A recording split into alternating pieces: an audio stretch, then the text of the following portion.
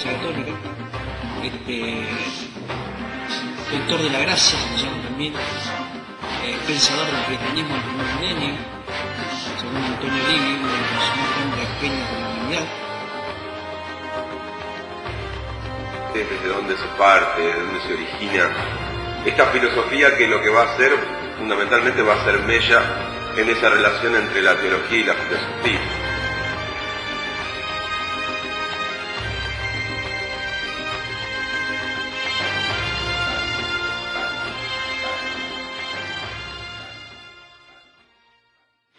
Bueno, Manuel, a ver, estoy acá leyendo dos Wikipedia, y te leo. San Agustín de Hipona, 28 de agosto del año 430, nace allí. Se le llama el Santo Padre, doctor de la Iglesia Católica, doctor de la gracia, se le llama también, pensador del cristianismo del primer milenio, según Antonio Livi, uno de los más grandes genios de la humanidad.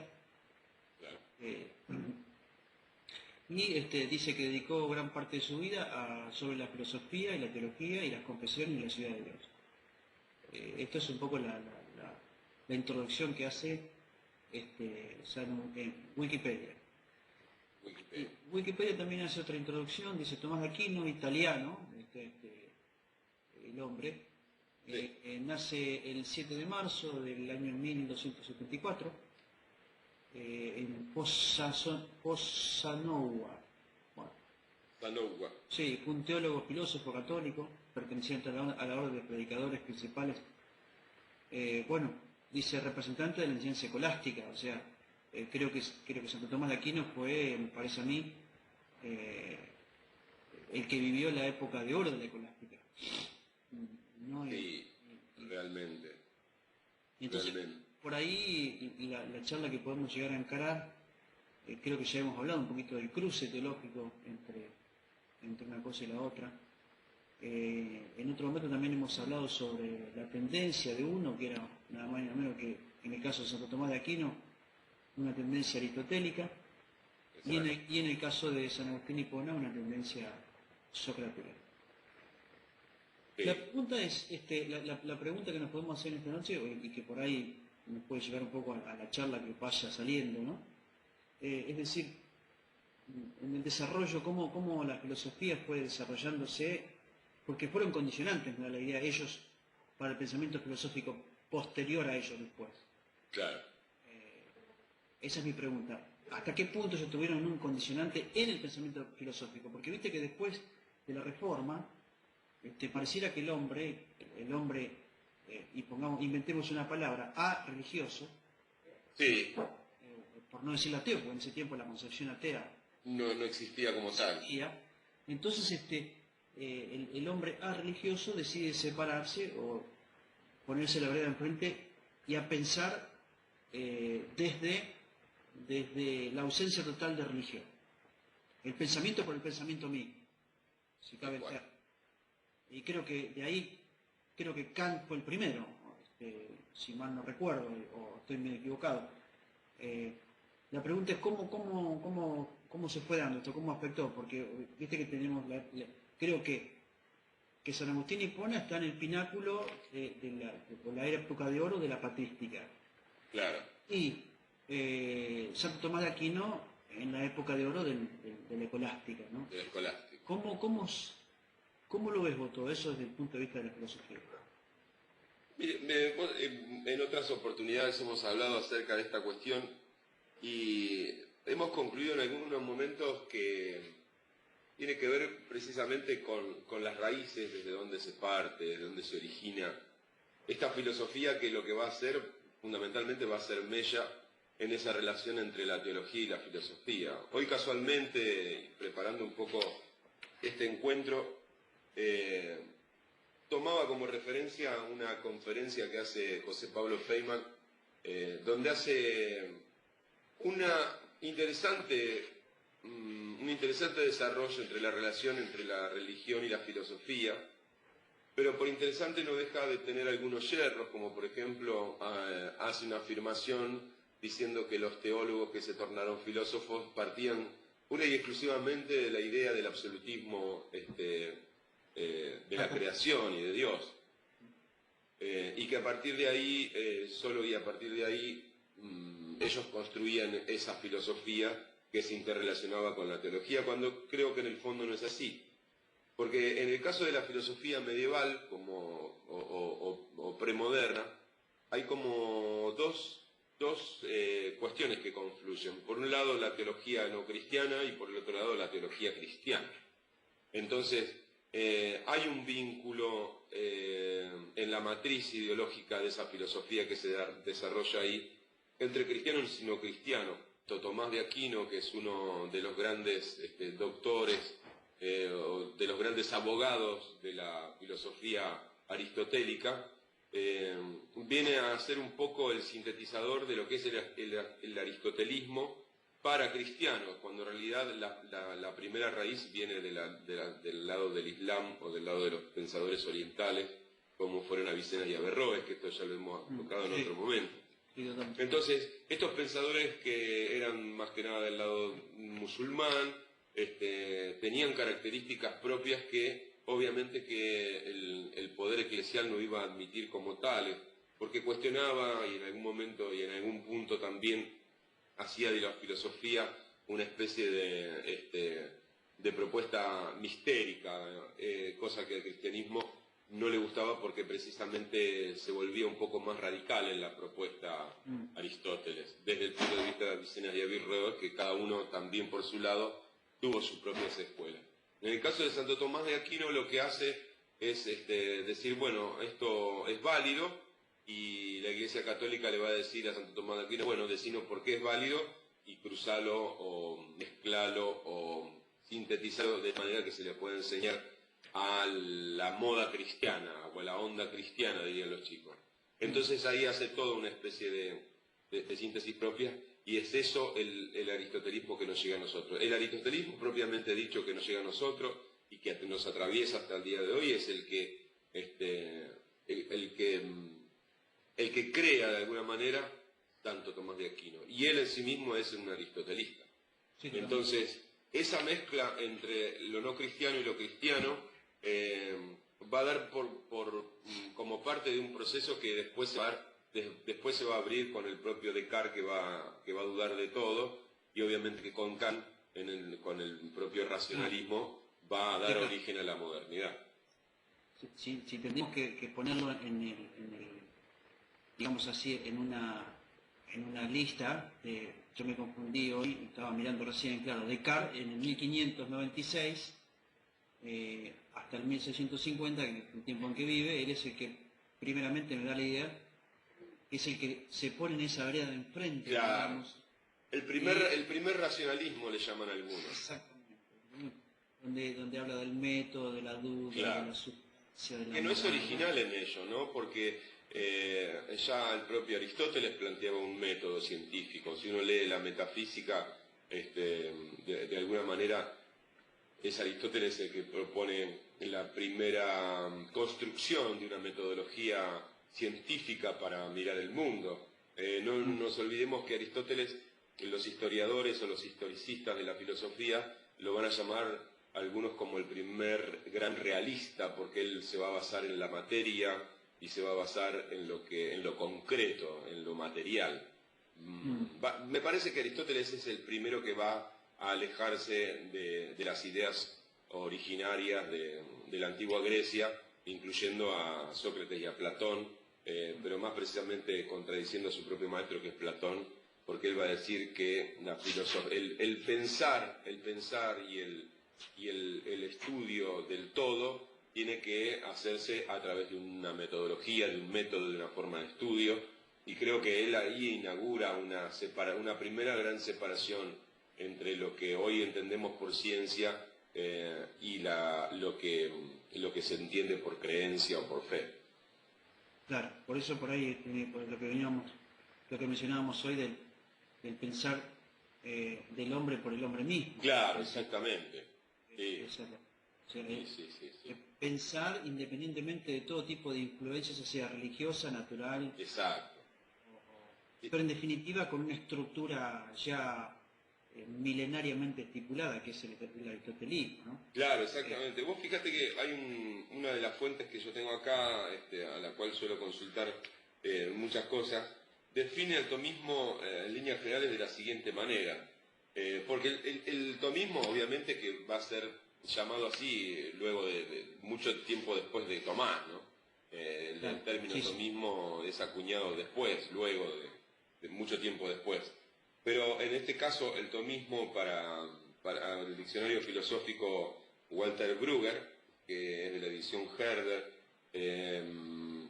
habla de la siguiente manera. Dice, es el sistema y su escuela consolidada a partir del siglo XIV y que cuenta hasta la actualidad con eminentes representantes. Y por tomismo, en sentido lato, se entienden los puntos doctrinales más importantes de Santo Tomás, el tomismo es defendido hoy por la mayor parte de teólogos y filósofos católicos.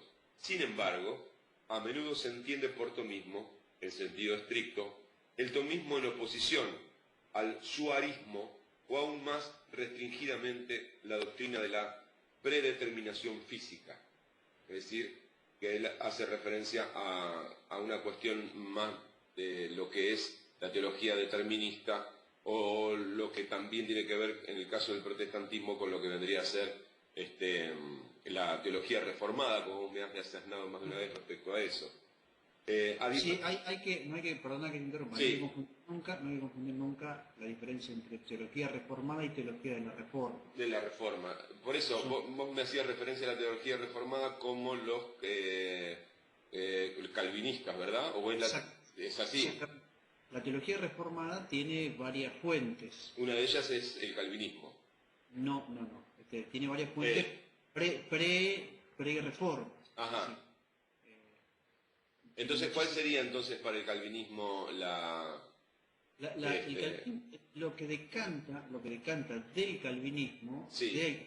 y no precisamente del calvinismo propio, es decir, lo que sucede es que una serie de líneas posterior a la Reforma y posterior a Calvino, una serie de líneas teológicas de iglesias que mayormente muchas de ellas inglesas y otras bautistas también, Sí. decidieron abrazar una teología llamada de la confesión de Westminster, después de la confesión de Ginebra Bien. y de la confesión de Helvética, armaron de todas esas confesiones y surge de eso lo que se llama la famosa teología reformada, que tiene como base o como esencia o como sustancia los 5 puntos de Calvino. Ok. Eso es, en definitiva, lo que se le llama comúnmente hoy la teología reformada. Teología reformada, que es, de alguna manera, habla sobre la cuestión de la predestinación. Exactamente, Exacto.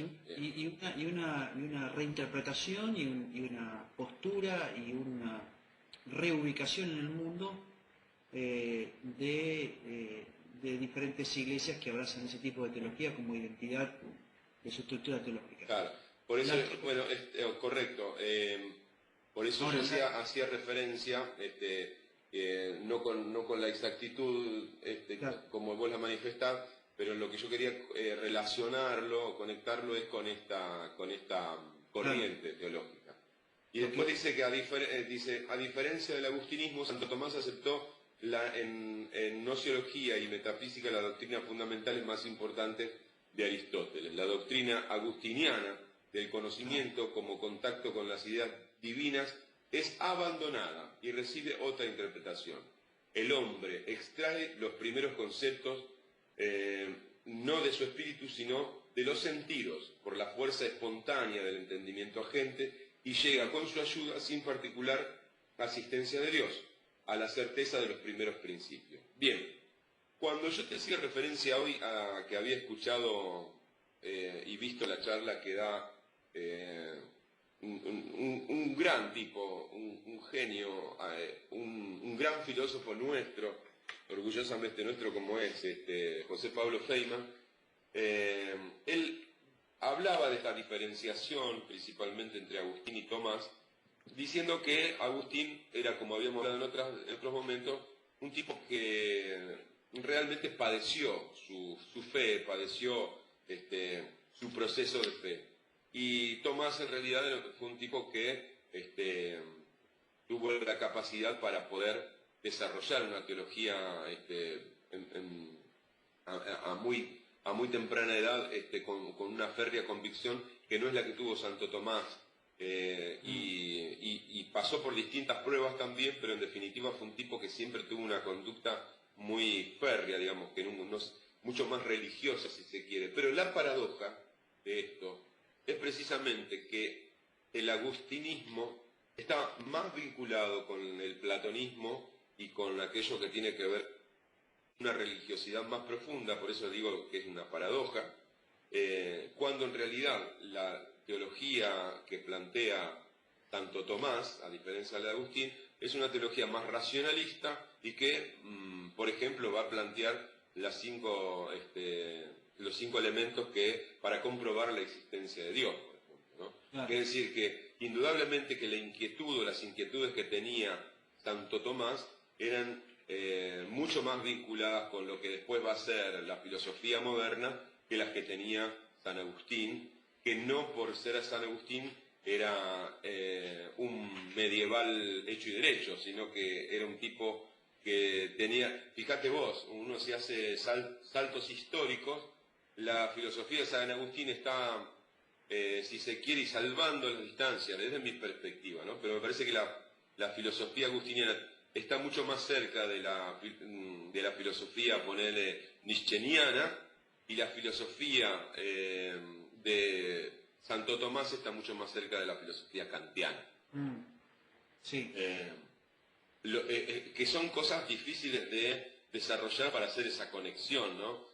Que a lo mejor tendríamos que luego, después un día, decir, bueno, ¿cómo vamos a hacer estas conexiones de tal manera que el que escuche esta charla después diga, bueno, fue por este lado, ¿no? Pero volviendo al tema y para no irnos, me parece que la filosofía medieval lo que hace es ser una gran generadora de ideas y que tardíamente también se la reconoce como gran generadora de ideas, porque muchos creen que la filosofía en el medioevo no pasó nada, cuando en realidad pasó mucho más de lo que se ha dicho. Sí, no. Y la patrística, por un lado, porque esto también es importante, que lo hemos hablado en otro momento, ¿no? Una cosa es la patrística, ¿no? Y otra cosa es lo que tiene que ver con la filosofía en sí, ¿no? La patrística es aquella teología que coquetea con la filosofía y que está munida de la impronta teológica religiosa, y otra cosa es la filosofía que se va desprendiendo de las bases doctrinales de la teología para dedicarse más a las cuestiones propiamente humanas. Sí, a mí me da la idea, acá está, a mí me da la idea de que muchas veces también la patrística, no cabe la menor duda que trata de subyugar todo, es decir, poner a merced de ella misma todo lo que rodea al hombre. En este caso, por ejemplo, la filosofía, la patrística trata de ponerla a su merced. Claro, porque la patrística, bueno, aquí estaría, ¿no? Es decir, una cosa es la patrística y otra cosa es la escolástica. Son dos cosas distintas. Enormemente. Si uno, yo te diría incluso que una decanta de la otra. Es decir, sí, totalmente. Yo creo que inevitablemente, como resultado de una patrística tan absoluta, porque incluso, yo no recuerdo dónde hablaba, dónde lo leía, pero incluso se dice que la misma patrística decanta porque los mismos padres van muriendo. Es decir, que en definitiva, así como desde Kant o desde el anterior que mencionamos, como el que dijo pienso y luego existo. Sí, pienso de Descartes. Descartes, desde el primero, Descartes, y después se ubica lo que se llama el pensamiento del hombre por el hombre mismo. También el pensamiento de la patrística era el pensamiento del padre por el padre mismo. Es decir, ¿a qué se le llama época patrística? Se le llama al hecho de que diferentes hombres de la historia tomaron un lugar de prominencia dentro de la Iglesia, sirviéndose de una serie de poderes que en su momento el Estado le tenía, le daba.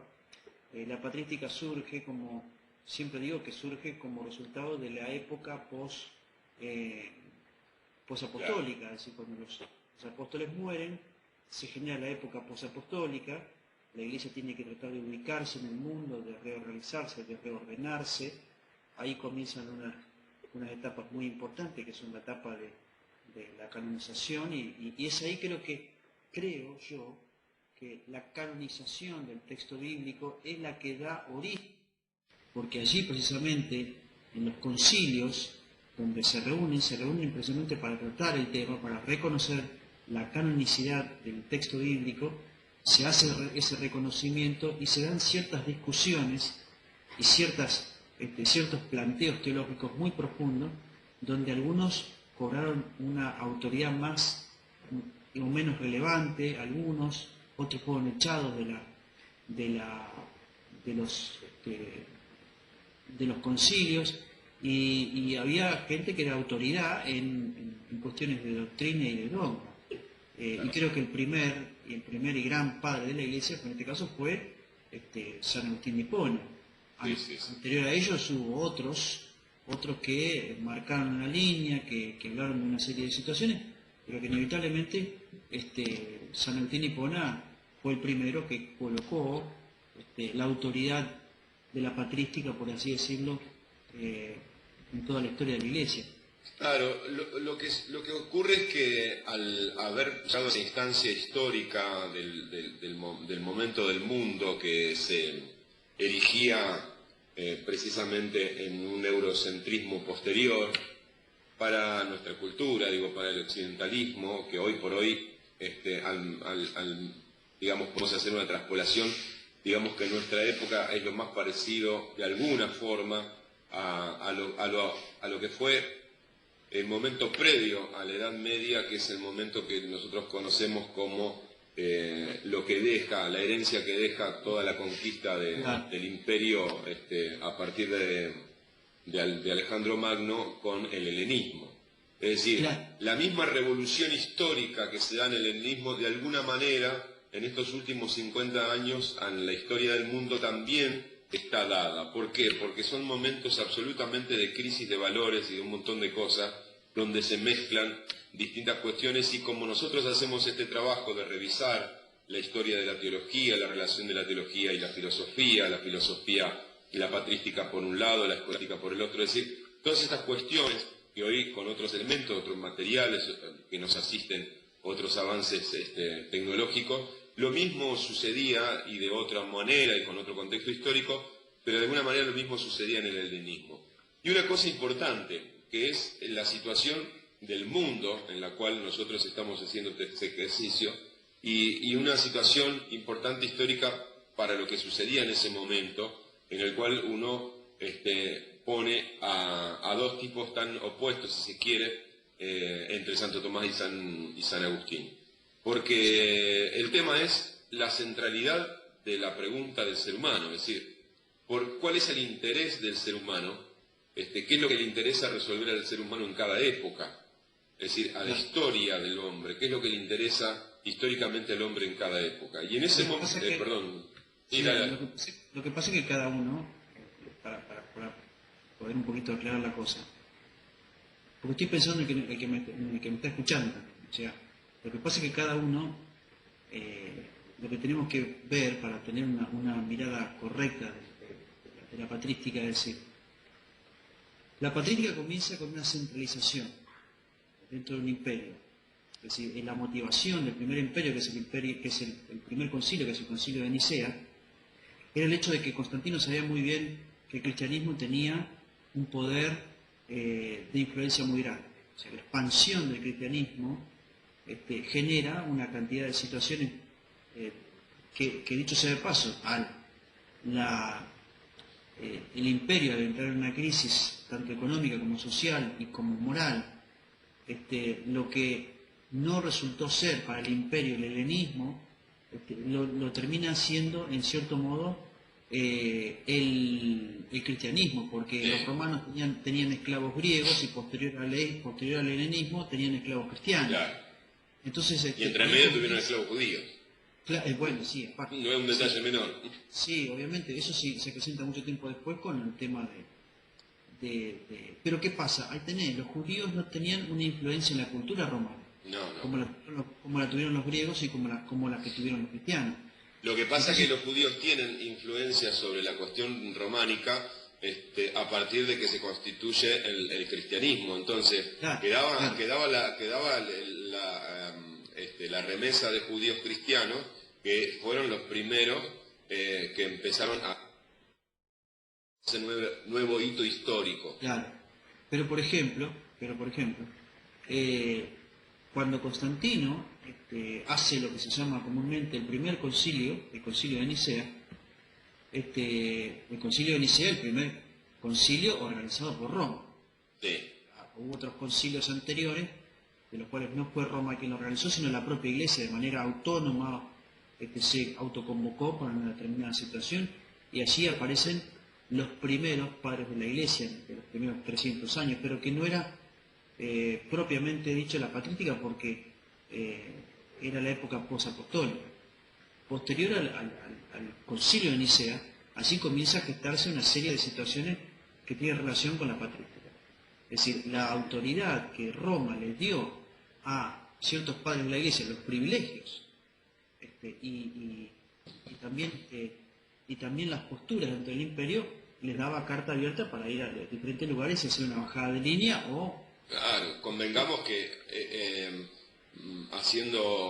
tomando como punto de partida esto que vos decís, con respecto a la patrística, ya el concepto de patrística, ya Sí, la sí, idea sí, de padre, de pater, ya la sí. idea de paternidad, Ya está, sí. a partir de un lugar de poder, indudablemente que construye hay un discurso absolutamente hegemónico Bueno. que va a atravesar Lo- más de 1000 años de historia. Los grandes errores doctrinales de hoy, yo diría los grandes errores teológicos que hoy tenemos, salieron de la patrística.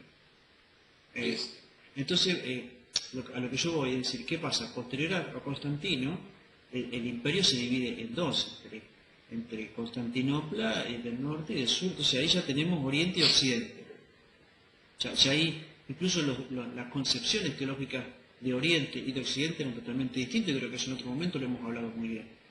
Claro, porque son concepciones tan imperialistas como las que tenía Alejandro Magno o como las que conocemos hoy, ¿no? En definitiva se usaba la patrística, se usaba la influencia teológica y se usaban las convocatorias teológicas con un objetivo. ¿Cuál era el objetivo? El objetivo era tener una centralidad. Es decir, mientras vivía el emperador, Claro. se tenía la centralidad. Cuando el emperador muere, se empezó a luchar por la centralidad. Y quien tenía más padres, era el que ejercía más poder. Por eso surge estas luchas tan importantes que, por ejemplo, que nos dan a todos nosotros la posibilidad de entender de dónde es San Agustín, de dónde aparece, en qué lugar. Claro, exacto, sí, sí. O sea, ahí es la cosa también. Porque bueno, se daba, hay una diferencia que vos, que tenés por ahí más conocimiento, también ahí se empieza a dirimir esta cuestión entre la teología racional y la teología revelada. Es decir, cómo una y otra conviven entre sí y se acercan o se alejan de la filosofía, ¿no? Es Lo que decir, pasa es que hay un uso distinto de la racionalidad. claro. O sea, hay una razón sometida a la teología. Claro. Por Eso eso es digo, lo que- entonces, cuando uno piensa en la teología racional y la teología revelada, es decir, hay elementos constitutivos de la forma del desarrollo de esa teología que son absolutamente distintos en su concepción y en su matriz ideológica. Porque la teología racional tiene que ver, precisamente como su nombre lo indica, con el racionalismo, con aquello que está sistematizado, con aquello que se acerca más a la filosofía, y la teología revelada tiene parte más de la cuestión de la doctrina sagrada, tiene que ver con la fe, tiene que ver con una concepción más afianzada de lo que es la revelación. Entonces, son dos teologías que se comienzan a desarrollar, yo creo que ya en esa época, luego de Santo Tomás de Aquino, que es, como habíamos llegado a la conclusión en otro encuentro, Santo Tomás de Aquino es el gran generador del dominio del catolicismo por sobre el resto de las religiones que estaban dando vuelta en ese momento. Sí, no cabe la menor duda que lo que tiene que ver la teología en la época de San Agustín de Hipona es desprenderse de una serie de conceptos que venían, que no tenían tanto que ver con la escolástica, con el helenismo, sino que porque hay una enorme diferencia entre la teología y el helenismo. Por ejemplo, la teología y el desarrollo de la teología se debe gracias al helenismo. ¿Por qué? Porque el helenismo fue algo netamente cultural, no es algo netamente filosófico. No. Es algo netamente cultural y social. ¿Qué Sí, sucede? asocia una cosa con la otra. No. Es decir, el helenismo es un momento histórico, Sí, mucho tiempo después como tal. Es una época histórica en que incluso se sirve en ciertos aspectos de la teología, porque obviamente en el libro de Daniel se habla de Alejandro Magno como alguien que va a conquistar mucha rapidez, y que eso no cabe la menor duda que genera una cierta situación. Ahora, posterior a eso, posterior a lo que se llama comúnmente, posterior al helenismo, la teología tiene que desprenderse, o el conocimiento de Dios tiene que desprenderse de una serie de condiciones y situaciones o líneas de pensamiento que se venían gestando, como por ejemplo el misticismo. Claro. Se tiene que desprender del misticismo porque inevitablemente estaba generando una cantidad de conflictos dentro de la teología. Se tiene que desprender del judaísmo, porque también estaba haciendo influencia y estaba corrompiendo la teología. Y se tiene que aprender del gnosticismo también. Es decir, entonces hay tres líneas fundamentales para que la patrística tenga su razón de ser. Y es esta, es decir, estas tres líneas en las cuales eran como una garrapata en el rombo de la teología y que había que sacarla. Entonces, Roma precisamente y el Concilio de Nicea no le daban precisamente a la teología esta posibilidad de desprendimiento, al contrario, porque detrás del Concilio de Nicea había un sincretismo práctico, y es lo que muchos de los teólogos dicen que no lo iban a aprobar y no lo aprobaron para nada. Claro. Se salen, y en Oriente, precisamente en Italia, que lo toman como un punto referente porque es allí donde muere el apóstol Pablo, el último gran teólogo importantísimo, y Juan muere también muy cerca de Roma. Juan muere en Éfeso, pero en un punto medio. Entonces, pero muere en todo el imperio de Roma y casi al occidente. Entonces, lo que sucede es el hecho de que Roma tiene que pararse en un punto medio y tiene que decir, no, señores, esto es así. Por eso, por ejemplo, la teología occidental es una teología mucho más dura, mucho más irracional, si es que le cabe el término, pero es decir, no negociaba con el sincretismo pagano que tenía Oriente, por ejemplo. Claro. Aunque después Italia, después Occidente, tiene una serie de situaciones alrededor que son propias de su propio, digamos así, de su propio entorno allí alrededor geográfico. Pero no cabe la menor duda que la patrística termina siendo inevitablemente con el tiempo una copia burda de la teología de Oriente, ¿no? Claro, sí. Tanto una como la otra terminaron en definitiva cayendo en su propia trampa, que es la trampa del autoritarismo. Y sí, la construcción del poder y la hegemonía que se había desarrollado, que se desarrolla a partir de la construcción de los imperios, como fue en el caso del Imperio Romano y como fue en el caso de la construcción de un imperio que luego podríamos decir que fue el imperio neorromano a través de una religión oficial como fue el catolicismo, va a dejar en la historia una impronta que va a atravesar cualquier posibilidad de pensamiento de cualquier cosa, porque como fue tan dura, fue tan sistemático y a la vez tan abrasivo esa forma y esa concepción del poder mediante el discurso basado supuestamente en las Sagradas Escrituras, lo que dejó como consecuencia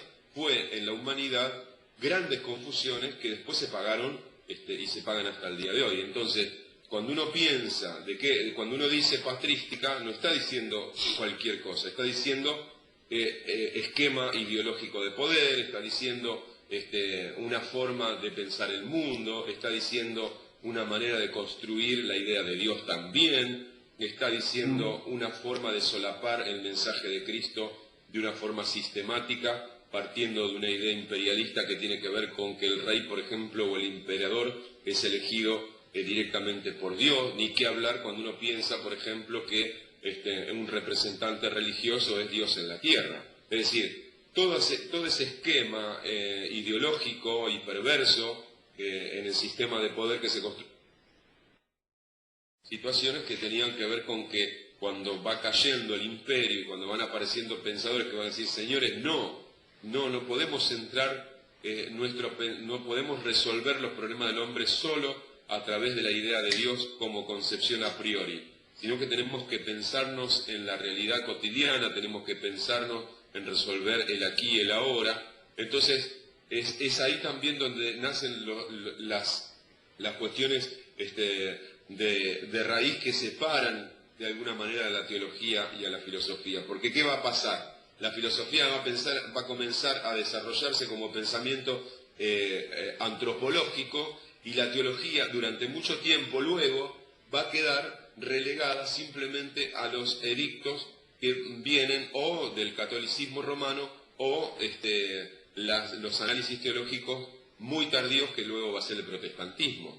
Entonces, ¿qué es lo que va a suceder? Va a suceder que la filosofía va a quedar un poco a la intemperie y va a tener que empezar a generar un nuevo modo de pensar para decir, bueno, señores, el mundo no solamente el ser humano no solamente se puede centrar a partir de Dios o va a comenzar su vida a partir de la idea de Dios, sino que también necesita desarrollarse por sí mismo con su propia responsabilidad. Y si aparece Dios en la vida del ser humano, bueno, el ser humano debe ser responsable de ese Dios. Es decir, que de alguna manera hay un traslado y hay un pensar, una nueva forma de vivir en la fe también. Porque ¿qué es lo que va a suceder también? Los seres humanos, en ese momento en el cual el imperio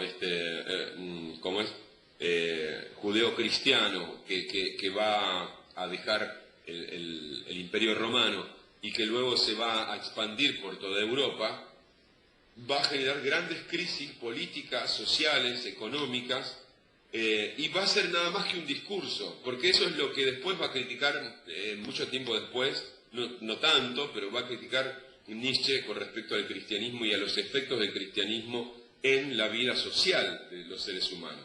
Pero para no irnos del tema, lo que va a pasar con Santo Tomás de Aquino, volviendo sobre la idea de cómo a partir de un hombre que puede sintetizar todo un pensamiento, se genera una forma de poder a partir de un discurso. Lo que va a hacer Santo Tomás de Aquino es decir esto que decíamos la vez pasada, ¿no? Señores, a partir de ahora la verdad es esta. Esta es la doctrina verdadera y esta es la doctrina que todos deben seguir. Y aquel que no lo siga, no solamente está en un error, sino que incluso está contra esa verdad. Claro. Y al estar en contra de esa verdad, entonces hay que perseguirlo, porque si no, nos va a pasar que cuando estos tipos surgen, indudablemente nos van a destruir a nosotros. Entonces, esa lucha de poder, esa dialéctica, a partir de un discurso hegemónico, lo que va a generar van a ser grandes vacíos históricos de construcción y de movimiento social para dejar absolutamente enquistado un poder perverso que dio, por ejemplo, resultados como lo que ocurrió con los Medici, ¿no? Es decir, donde familias enteras eran reyes, papas, teólogos, maestros de la ley, abogados, una sola familia dominaba una región de Europa. Entonces, indudablemente que lo que hace Santo Tomás de Aquino para la historia del mundo, pero más que nada de Europa, porque yo creo que si uno se pone, por ejemplo, a pensar qué sucedía en ese momento en nuestro país, qué es lo que pasaba, si la filosofía de ese momento, bueno, acá yo no tengo mano, me había traído, sí, lo tengo acá. ¿Qué es lo que sucedía? Porque no estamos hablando tampoco de que nosotros estamos tan lejos ya en ese momento, ¿no? Para la historia, nosotros, es decir, América comenzaba a existir, América comenzaba a estar en toda esa situación. Y es indudable que ya América empezaba a hacer ruido para Europa. Entonces, había un nuevo lugar a conquistar, había un nuevo lugar para desarrollar también una idea de Dios. Entonces, y era un lugar virgen, y era un lugar donde era necesario tomar posesión, ¿no? Como cuando el hombre fue a la luna, lo primero que hizo fue plantar una bandera. Es decir, es la matriz del egoísmo humano la que hace que a veces, detrás de una gran construcción intelectual, se yergue este tipo de concilio, y el concilio de Nicea II, en el año 787, donde se vuelven a reiterar ciertas situaciones propias del primer concilio. 7 concilios son los que le dan vida a la patrística. Claro. Los que van apuntalando, digamos así, a través de la historia, la patrística y todas sus sus formulaciones. Claro. Por ejemplo, te menciono algunos así muy por arriba: el credo de Nicea, la divinidad de Cristo, el concilio de Nicea, la sucesión papal, la formulación de Calcedonia, el establecimiento de María como virgen, siempre virgen, la condena de algunas otras.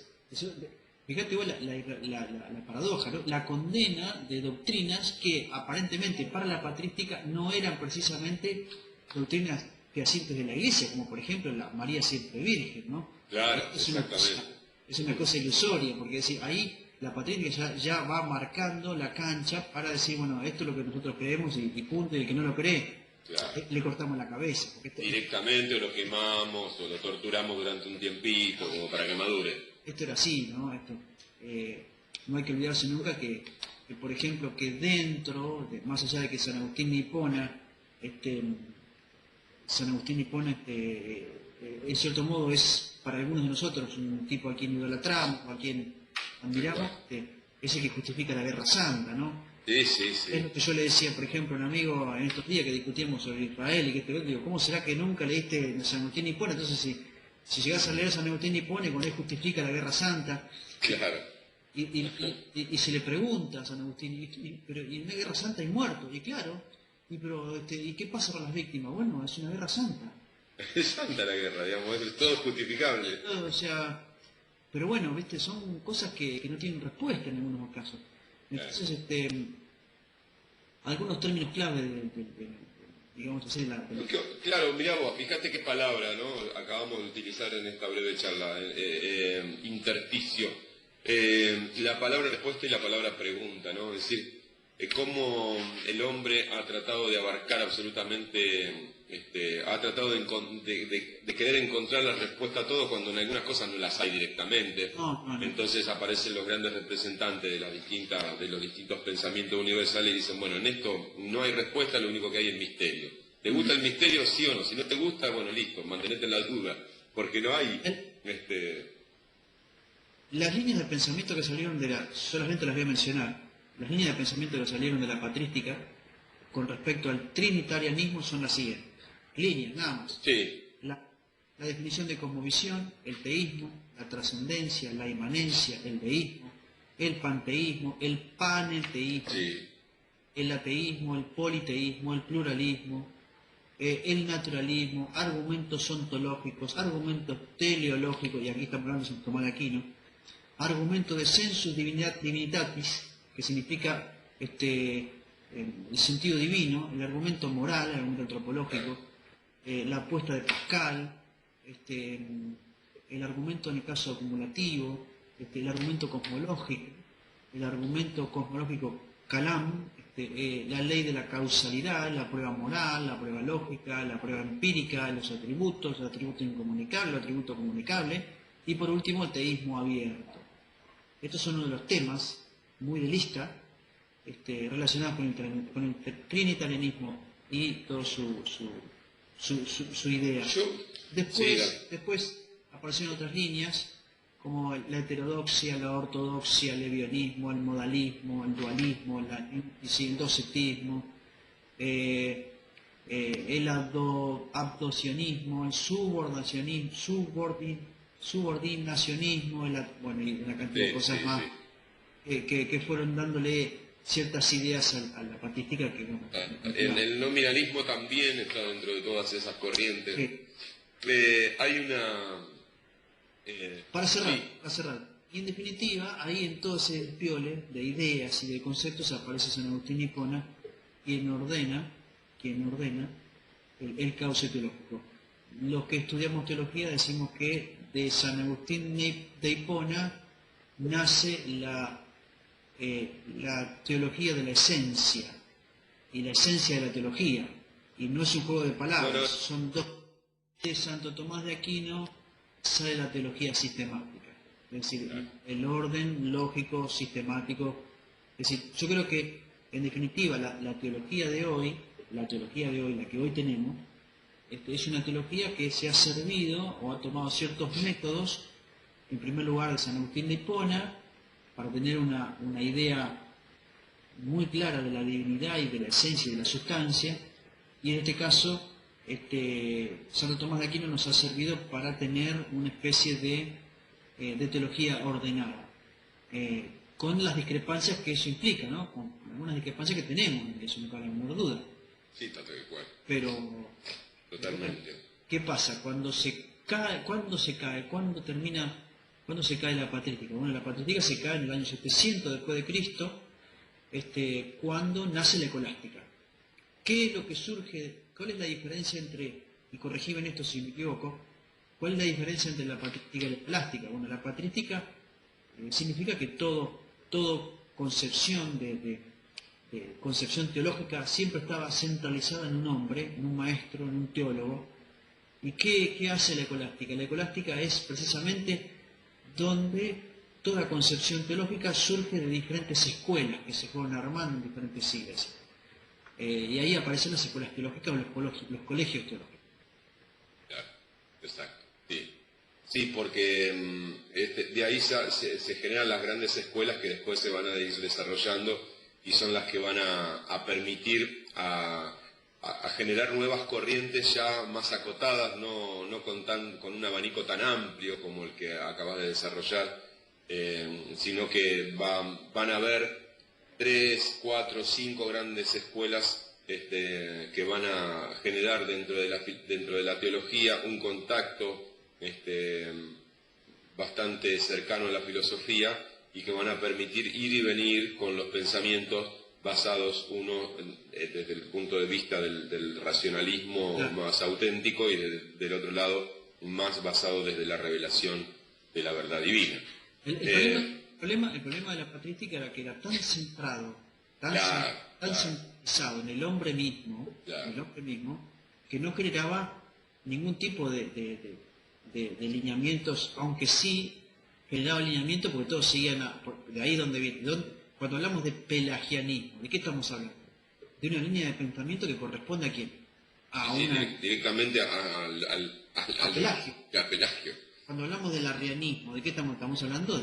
Precisamente de eso. Sí, bueno, de hecho ahora estamos hablando y hablamos, una cosa es el tomismo y otra cosa es el agustinismo, digamos. Es decir, no hay elemento más evidente de que las ideas eran bien personalistas, si se quiere, que hablar de teologías y de filosofías cuando uno, a partir del nombre o el apellido de la persona, hace un ismo, ¿no? Sin embargo, la escolástica no tiene eso. Yo creo... Es que la escolástica tiene variabilidad, pero pues, claro.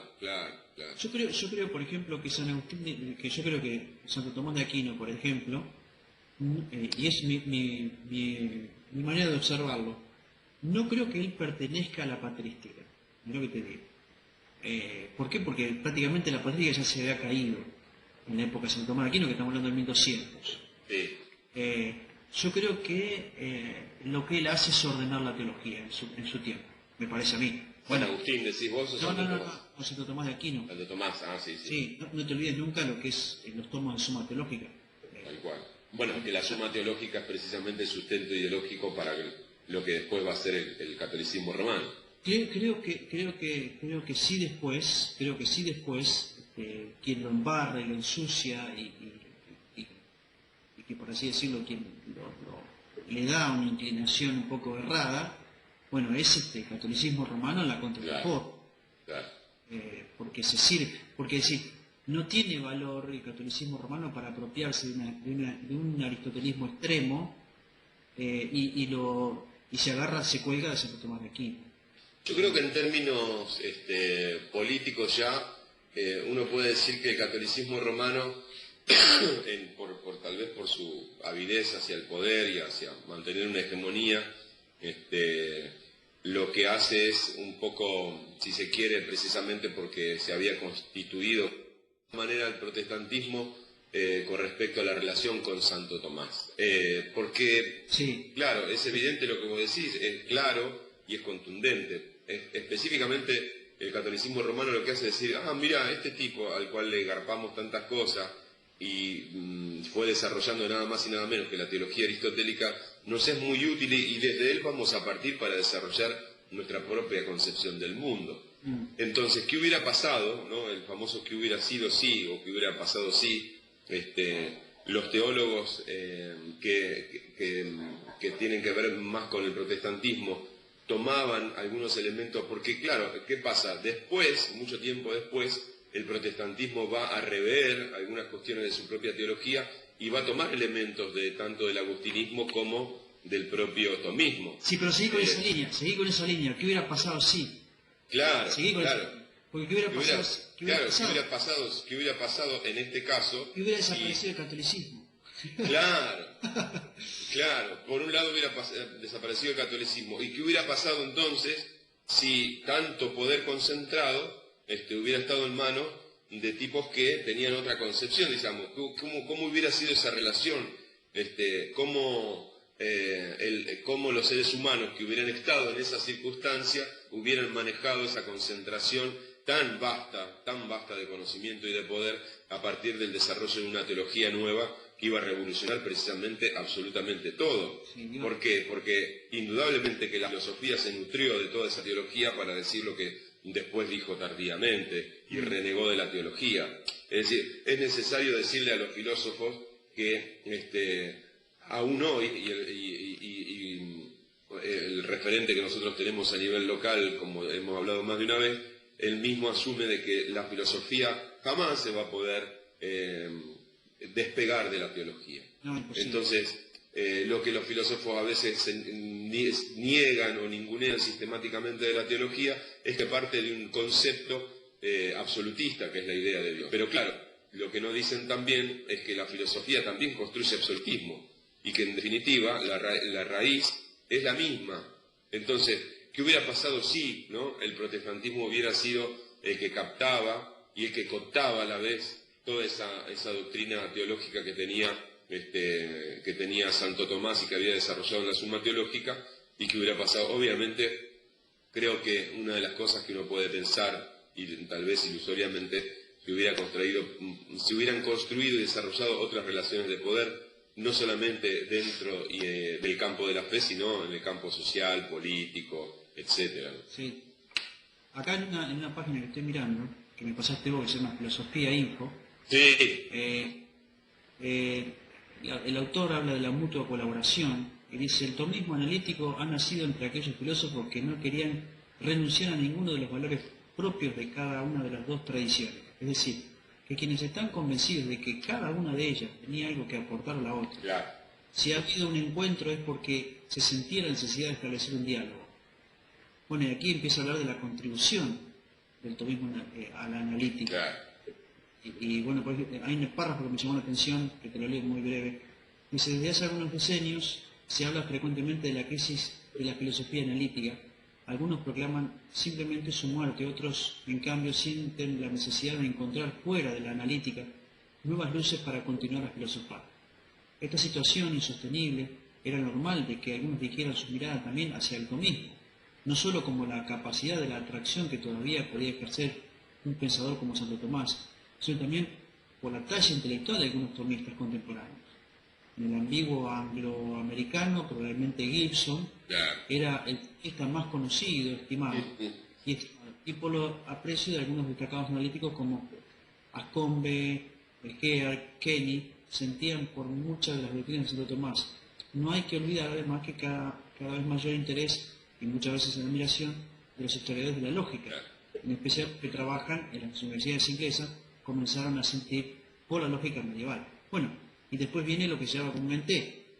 Creo que me parece a mí que uno de los intérpretes más interesantes, de lo que yo conozca, Sí, sí. de los filósofos que yo conozca, que ha sido un intérprete por autonomacia, que él ha superado a otros, es Spinoza. Me parece que Baruch Spinoza Spinoza. sí, ha sido un intérprete, yo diría casi ciego de Santo Tomás de Aquino. Sí, sí, sí. La sustancia, Sí, a un punto álgido. a un punto muy extremo, la ha colocado sobre incluso sobre la irracionalidad. Como lo podemos hacer con cualquier línea de pensamiento, ¿no? Si cuando nos vamos al extremo, Tal cual. la su- Mirá, fíjate hasta dónde la impronta de Spinoza es importante, que hoy por hoy en las academias argentinas, latinoamericanas, incluso en Europa mismo, se lo vuelve a revisar precisamente y más que nada desde el punto de vista político, desde la izquierda. Fíjate qué locura, qué contrariedad, ¿no? Y no es casualidad también pensarlo desde ese lugar, ¿no? Porque que tienen que servirse de eso. claro, necesariamente. Yo, mientras vos hacías el desarrollo del historicismo con respecto a cómo había sido todo esto, tomaba, mira, fíjate que en ese apunte vos lo nombran al tímido Etienne Gilson, que escribe el libro, uno de los libros que para mí me parece absolutamente importante de ser conocido, leído y estudiado, que es la filosofía en la Edad Media, desde los orígenes patrísticos hasta el fin del siglo XVI. Y en donde habla sobre la filosofía del siglo XI, él cita a San Pedro Damián, que dice que es una ilustración perfecta del conceptus saesulis, que tiene que ver con esto de cómo había sido en la Edad Media las concepciones extremistas respecto a cómo desde la filosofía todavía se expresaba la religión. Y en una parte él dice, ¿de dónde viene pues la filosofía? Es una invención del diablo, corrompida desde la gramática. Se ve a algunos monjes preferir las reglas de Donato a las de San Benito. Sin embargo, ¿quién fue el primer profesor de gramática sino el diablo? Eritis sicut di sientes bonum el molum. Helo aquí, hermano. ¿Quieres aprender gramática? Aprende a declinar teus en plural. Pedro Damián ha pagado sus invectivas contra la literatura con una retórica cuya vehemencia no está siempre desprovista del énfasis y su desprecio a la ciencia con más ingenua credulidad. Como los predicadores populares acepta gustosamente las anécdotas, menos verosímiles, con tal que desconcierten al adversario y lo dejen aplastado. No lo tomemos por lo tanto. Pedro Damián podía utilizar la filosofía contra sí mismo y lo hizo con habilidad de divina omnipotencia. Un cristiano debe dar a la filosofía el mismo trato que un judío ha de dar, por prescripción de la ley mosaica, a la cautiva con la que quiere casarse. Deuteronomio 21, 10 al 13. Tema clásico de Pedro Damián. Bueno, cita uno de estos tipos que tenían que ver con la filosofía del siglo XI. Había este tipo de radicalismo, si se me permite el término, con respecto al tema de decir cómo sucede que las personas, que los tipos que estaban embebidos de tanto estudio, se posesionaban, tomaban partida a un extremo tal de no querer vincularse con la filosofía de un lado o viceversa, con la teología por el otro. Bueno, Sí, sí. y después va a decantar en lo que pasó, por ejemplo, con Duns Scott o con la filosofía inglesa, que es lo que vos decías hoy con el tema de la cuestión de los teólogos ingleses y filósofos, que es esto de empezar a encontrar esa aproximación, ese diálogo, esa cooperación entre teología y filosofía, porque en definitiva lo que trata de resolver una y la otra es la inanidad del ser, como diría Heidegger, ¿no? Es precisamente la ingratitud que tiene la existencia y la desesperación, como la va a llamar también Kierkegaard, esa desesperación del sinsentido de la vida. Y cada uno va a tomar una posición determinada frente a eso. Entonces, indudablemente que este momento histórico que estamos tratando a partir de Santo Tomás de Aquino en adelante es precisamente el gran quiebre histórico donde se van a empezar a mucho bien a la humanidad, en el sentido de que van a liberar al hombre de viejas mochilas, pero por el otro lado se van a desarrollar también ideologías y pensamientos que van a crear nuevas hegemonías, nuevos sistemas de poder que van a hacer mucho daño a la historia del ser humano por todas las aberraciones y los crímenes de lesa humanidad que luego sucedieron, ¿no? Desde la Revolución Francesa en adelante. Claro, totalmente. Sí, no es casualidad que aparece la Revolución Francesa y la concentración de poder. Aparece en el 1700, posterior ahí nomás terminado el concilio de Trento. Claro, luego del concilio de Trento. El nuevo posicionamiento de la Iglesia Católica en el mundo, es decir, claro. La reforma fue algo tan mundialmente tan intempestivo, por así decirlo, que la Iglesia tuvo que reubicarse. No te olvides nunca que recién acabamos de hablar, que hubiera pasado claro. hubiera desaparecido el catolicismo. La Iglesia lo tuvo muy en claro. Que no es un tema menor, ¿no? Pensar en eso. ¿Qué hubiera pasado sí? No, y creo que la gran antorcha del propio catolicismo romano fue el mismo Erasmo de Rotterdam, quien advirtió y dijo: muchachos, miren que Lutero va en serio, y fue en serio, y rompió todo un esquema tremendo de poder, que dicho sea de paso también, la Iglesia Católica ya estaba en un debilitamiento total, o sea, ya era por demás. Entonces, por su propia corruptela. Claro, lo que hace el Concilio de Trento es, en primer lugar, decir: a ver, si nosotros vamos a existir en el mundo y vamos a existir y persistir y perseverar, bueno, tenemos que tomar una filosofía que nos permita trascender a través del tiempo. Como tomar la filosofía aristotélica era precisamente una evidencia muy clara de que iba a terminar en un naturalismo burdo, lo que hacen es tomar la filosofía atomista. Y allí no es casualidad que se le llame también neoaristotelismo. Es decir, la filosofía católica y la mezcla de Santo Tomás de Aquino se transforma en lo que se llama comúnmente un neoaristotelismo. Bueno, precisamente, ¿qué es eso? Es lo que permite a la Iglesia ser lo que es hoy.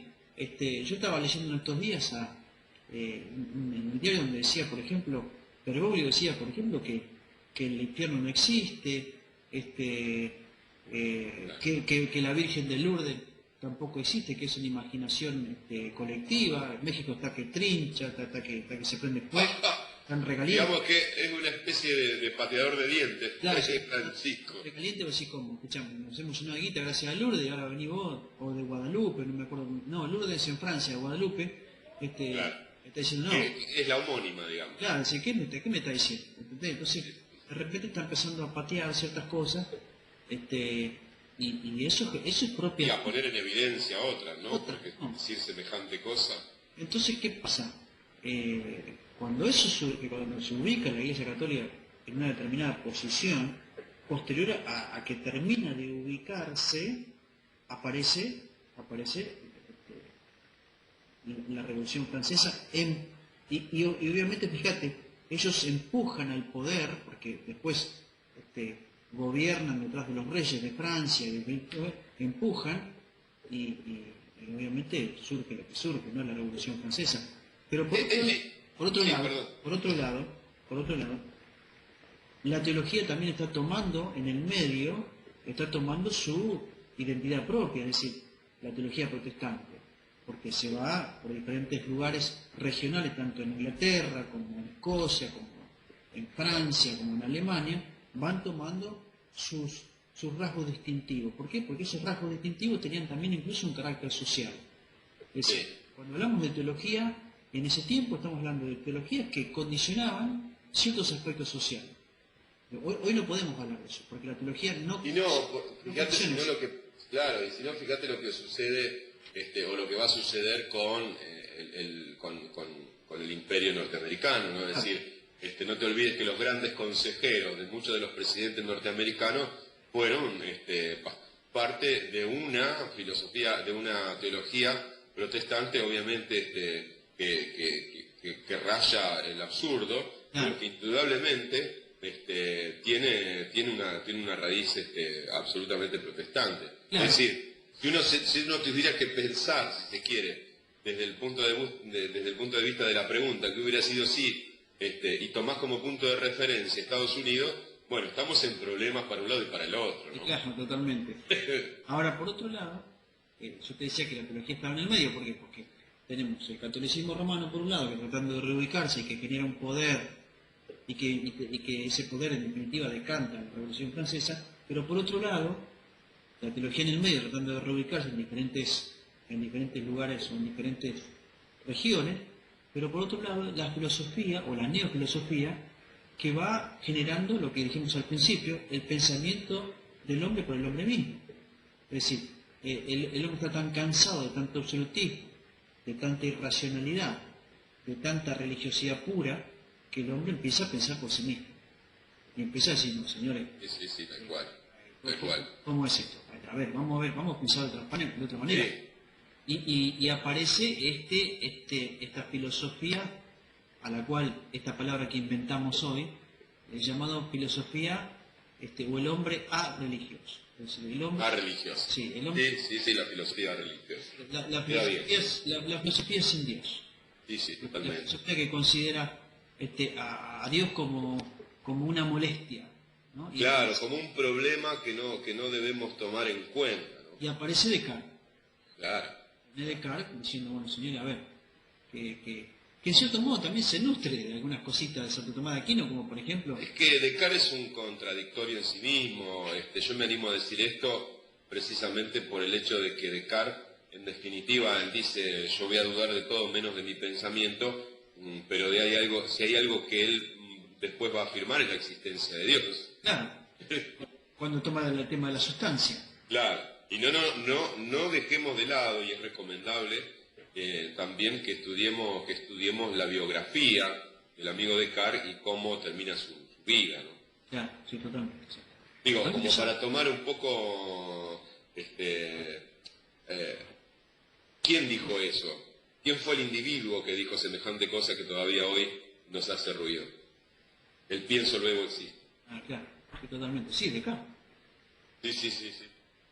Bueno, No, por eso digo la recomendación de leer su biografía. Sí. Como Yo estoy mirando un cuadro acá y él dice, por ejemplo, al final, él produce o funda un racionalismo y hay unos puntos muy, muy importantes. Dice, por ejemplo, él hace un desprestigio de la escolástica.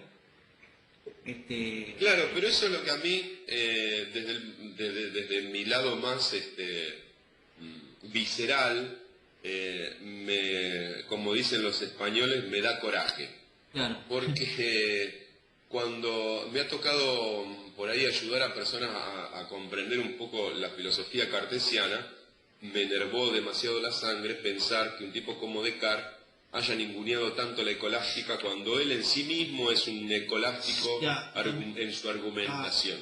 Claro, él es un escolástico en su argumentación y eso es lo que a mí me pone de los pelos, porque es un tipo que después, cuando él definitivamente afirma la existencia de Dios como algo indudable, que plantea una gran contradicción a todo lo que dijo anteriormente, lo único que hizo a lo largo de su exposición es utilizar toda la dialéctica construida dentro del discurso al estilo más escolástico. Entonces, él es un gran tipo que hizo algo que el resto de los mortales no hizo, que fue decir, voy a dudar de la existencia de Dios. Hasta ese momento, los pocos que se habían animado a decirlo, terminaron 4 metros bajo tierra. Claro. Él tuvo la habilidad de decirlo y después de terminar como terminó, cerca del poder. Pero en definitiva, él en sí mismo es un tipo que uno lo tiene que tomar con pinza y releerlo muchas veces para poder decir que, en definitiva, él era la remesa de la escolástica. Pues seguramente por ahí otro profe de filosofía por ahí me va a contradecir o va a decir que lo que yo estoy diciendo es una locura, pero bueno, será para después podernos encontrar en otro lugar. Sí. Pero Descartes en sí mismo dice que Kant funda, que para mí en realidad el racionalismo nace, que Descartes funda, en realidad nace desde mi perspectiva mucho antes que él o mucho después que él, pero no nace con él el racionalismo. Bueno, Es decir, yo me estoy guiando por un cuadro que tengo acá y él está diciendo que hizo este cuadro, dice que él funda el racionalismo, que funda el subjetivismo, las ideas innatas, la búsqueda de sujetos. Sí, pero Aristóteles también habla del sujeto. Sí, Yo les recomiendo a los profes de filosofía que lean un poco a la metafísica de Aristóteles, que lean un poco la ética a Nicómaco, donde habla precisamente de la ética del sujeto, que habla precisamente de la ética separada de la deidad, que habla de un sujeto que piensa a partir de la razón.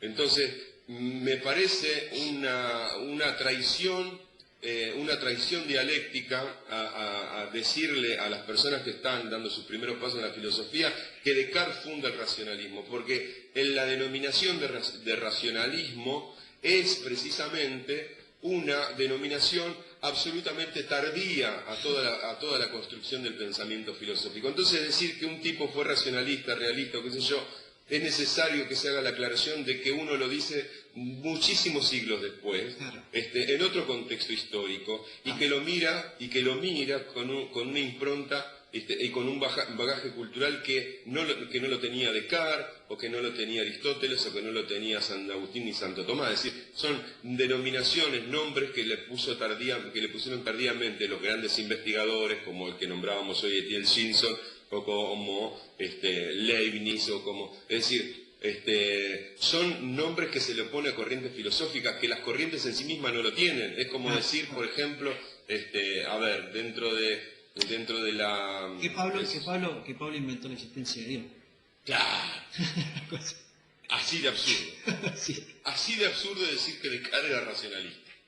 ¿Cómo va a inventar algo que está innato en el hombre? O sea, el racionalismo. Absolutamente. Es decir, es una locura pensarlo así. Profesores de filosofía, revean su pedagogía, por favor, porque es tremendo. Te voy a decir lo que me dijo un profesor hace poco. No, yo ya estudié cuando estaba estudiando la carrera. Ahora que soy profesor ya no estudio más. Claro. Ese es el tipo de docente que tenemos hoy en Lima, provincia de Buenos Aires, Argentina. Tenemos docentes que dicen que no estudian más porque ya estudiaron en la carrera. O sea, hay de los alumnos que salen de esos profesores.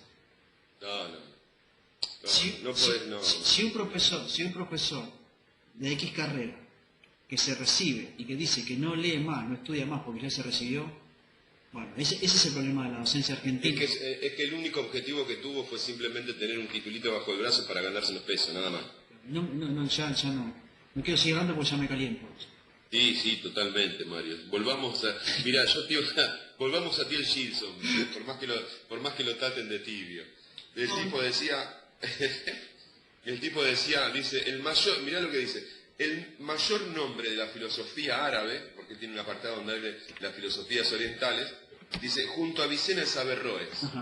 Averroes, cuya influencia se propagó en múltiples direcciones a lo largo de la Edad Media, en la época del Renacimiento y hasta el mismo umbral de los tiempos modernos.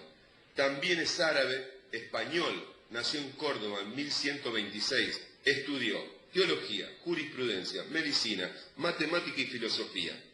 Durante varios años ejerció las funciones de juez y compuso un número considerable de escritos personales sobre la medicina, gastronomía y filosofía.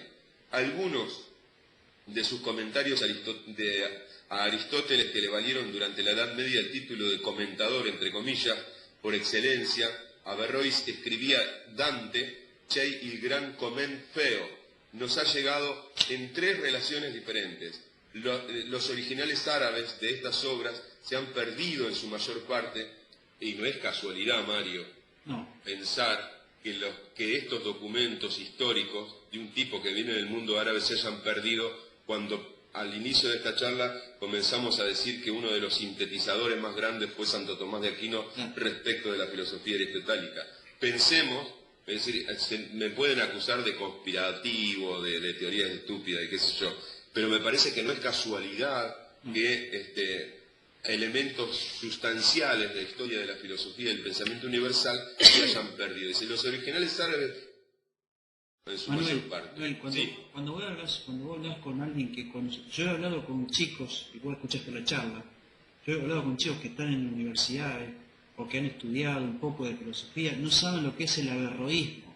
Claro, sí, estamos en un grave problema. Entonces, hay por ejemplo, documentos de teología, y lo cito, Schaffer, Teología Sistemática 2, en tomo 2, habla del averroísmo, algunos comentarios de Rairi, algunos comentarios y muchísimos comentarios de Francisco La Cueva habla del averroísmo en tratados de teología. Es decir, entonces estamos hablando de algo que es netamente importante. Absolutamente. Es decir, cuando se habla del averroísmo dentro de un contexto de teología, y por estos hombres que acabo de citar, se está hablando de una desviación o de una distorsión de los conceptos teológicos que se nutren de un averroísmo burdo, dicen muchos de ellos. Tal cual. ¿Por qué? Porque ¿qué es lo que se hizo con Averroes a partir de este tomismo?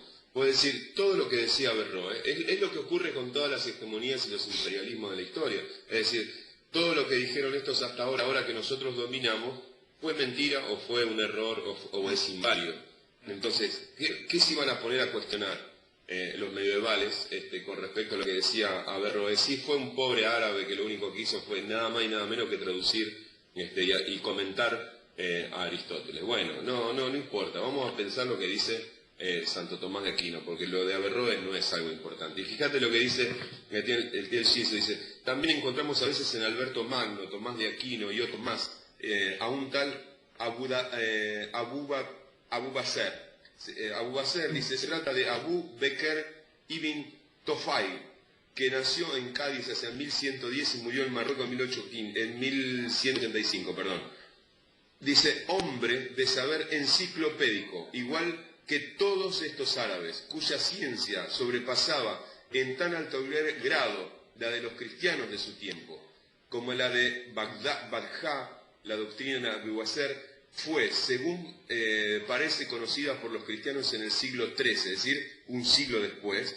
Dice, sobre todo por la crítica que Averroes dirige contra ella en De Anima, el alma. Dice, para ellos, Abentofail era el que había identificado el entendimiento posible del... Ah, claro, porque en relación a esto hay un tema que en algún momento vamos a desglosar, lo que es un elemento clave, Mario, de la teología universal, que es el entendimiento agente en Aristóteles.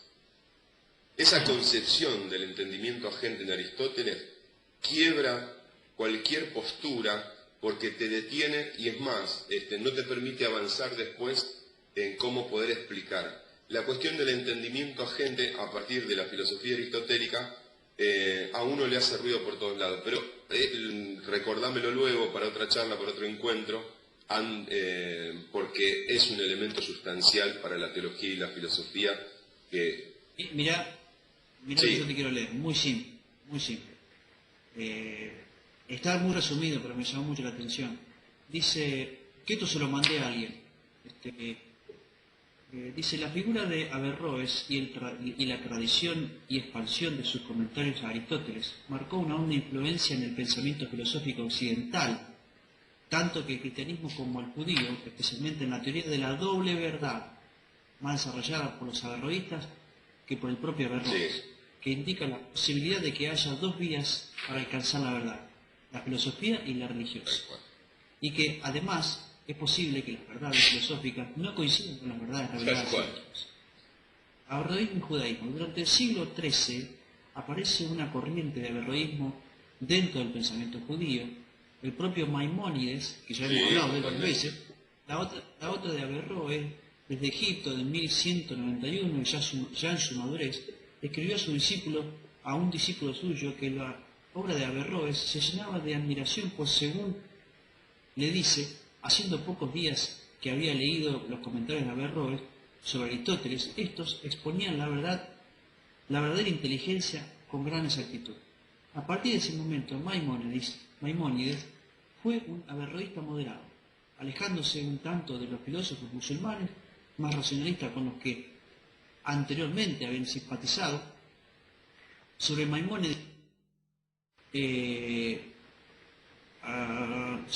de Averroes se fundamenta la denominada segunda escolástica del judaísmo. Figura importante en el movimiento del averroísmo será Yehuda de Ben Salomo Cosmo de Toledo, que publicó en 1247 una enciclopedia aristotélica llamada Investigación de la Sabiduría. Bueno, y así después sigue. Sí, tal cual. Pero es impresionante. Tal cual. O sea, yo no puedo entender cómo un tipo que dice que estudia filosofía no sepa quién es Averroes. Claro. No. Yo que sé, Es absolutamente. yo que sé, en esto soy un simple autodidacta, nada más de afuera, del gallinero de afuera. O sea, Claro, es como cuando vos hablas con un peronista y le preguntás sobre cuál fue el primer libro que escribió Perón. Claro. Entonces te dice las 20 verdades peronistas. Te claro, dice. no sabe quién es John Cook, por ejemplo. Claro, vos le decís, no, porque John Cook, y el tipo te dice, por ejemplo, dice, no, pero ese no es peronista. Ah, no tenés ni idea del peronismo. Flaco, empezá a pensar de vuelta. Claro, totalmente. Totalmente. Yo leía en este diccionario que había citado al principio, con respecto al tomismo, me parecía importante cuando él hace esa diferenciación entre agustinismo y tomismo, pero luego el autor dice, la ética y la teoría de la sociedad, en Ética y Teoría de la Sociedad, Santo Tomás combina la rica descripción esencial de la teoría aristotélica de la virtud con la posición cristiano-agustiniana y utiliza, mirá si no es un sintético Santo Tomás, ¿no? Mirá si no es un sintético, es decir, la ética y la teoría de la sociedad, en Ética y Teoría de la Sociedad, Santo Tomás combina la rica descripción esencial de la teoría aristotélica de la virtud con la posición cristiano-agustiniana, utiliza asimismo, no sin crítica, ideas estoicas y neoplatónicas. Virtud significa moderación y equilibrio entre actitudes opuestas a la razón. Consiste en observar el orden racional que como expresión del ser creado y su orientación teológica corresponde al mismo tiempo a la voluntad legisladora divina. En oposición al estoicismo, las pasiones son valoradas positivamente, según este autor. En oposición al estoicismo, las pasiones son valoradas positivamente. El matrimonio y la propiedad privada son en consecuencia independientes del capricho de las leyes estatales. La comunidad estatal, cuyo fin lo constituye el bien común, es expresión del orden moral natural. Las facultades del Estado no proceden de la Iglesia, sino que se basan en la ley moral. Fíjate que tiene que ver con esta verdad que vos decías. Si un comentarista sobre el tomismo dice que la dificultad y las facultades del Estado no proceden de la Iglesia, sino que se basan en la ley moral natural, indudablemente eso refleja qué es lo que va a hacer el catolicismo luego con el tomismo, ¿no? Va a decir que lo que es ley es lo que dice la Iglesia, aunque después de la Revolución Francesa se tuvo que readaptar. Totalmente, sí. No, por eso me parece muy bien que yo lo que pasa es que por ahí lo que noto es que por ejemplo Santo Tomás de Aquino en toda su concepción de suma teológica, por un lado le ha dado a la concepción del hombre una concepción que va en contra de lo que se venía planteando, lo que se viene planteando anterior a eso, ¿no? Así que el hombre era el producto de una serie de la creación, que es una realidad, pero que que ya estaba incluso empezando a pensar independientemente de la teología. Sí, sí, sí. Había incluso las influencias orientales con respecto al origen del hombre ya se venía armando. Es decir, no es casualidad, por ejemplo, que Marx haga ciertos planteos sobre el hombre mucho tiempo después, porque no te olvides nunca que toda la filosofía, si es que le cabe el término filosofía, todo el término de la concepción darwiniana se nutre de Marx. Sí, tal cual. No podemos decir que Marx fue una línea de pensamiento o una línea filosófica. No. Que llamar a Marx como una línea filosófica me parece un error. Sí. Yo creo que ni científica, porque simplemente es algo biológico y no podemos decir más de eso. Pero sí tuvo que nutrirse de algunas situaciones muy particulares, ¿no? Que son propias del pensamiento de Marx. Sí. Y que él todo lo que ve a su alrededor es lo que condiciona. Pinto siempre está condicionado por el contexto inmediato. Es decir, sí, tal cual. Y cuando nosotros hacemos un pensamiento del contexto inmediato y lo llevamos al lado del absolutismo, cometimos un error. Grave. Sí, No sé si vos leíste lo que escribí el otro día sobre el Evangelio, relacionado con, que te lo voy a buscar y te lo voy a leer, para que podamos un poquito por ahí, no sé si comentarlo, pero tiene mucho que ver con, sí, dale.